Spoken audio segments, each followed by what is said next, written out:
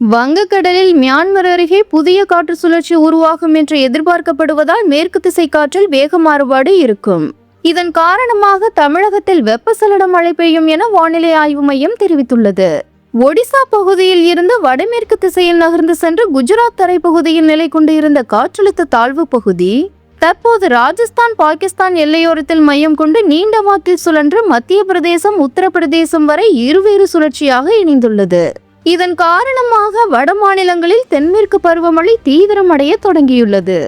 வங்கக்கடலில் இன்று உருவாகும் புதிய காற்று சுழற்சியை நோக்கி காற்று திசை மெல்ல மெல்ல மாறும். 21ஆம் தேதி ஓரிரு இடங்களிலும் 22ஆம் தேதி ஒரு சில இடங்களிலும் மழை பெய்யும். அதன் தொடர்ச்சியாக 25ஆம் தேதி முதல் லேசானது முதல் மிதமான மழை மாத இறுதி வரை பெய்யும். வெப்பநிலையை பொறுத்தவரையில் உள் தமிழகத்தில் ஒரு சில இடங்களில் இயல்பை விட 1 டிகிரி செல்சியஸ் முதல் 3 டிகிரி செல்சியஸ் வரையில் படிப்படியாக உயரும். நேற்று அதிகபட்சமாக மதுரையில் 104 டிகிரி வெயில் கொளுத்தியது. சென்னை, கடலூர், ஈரோடு, பரங்கிப்பேட்டை, திருச்சியில் 100 டிகிரி, வேலூர், தூத்துக்குடி, பாளையங்கோட்டை, கரூரில் 99 டிகிரி வெயில் நிலவியது.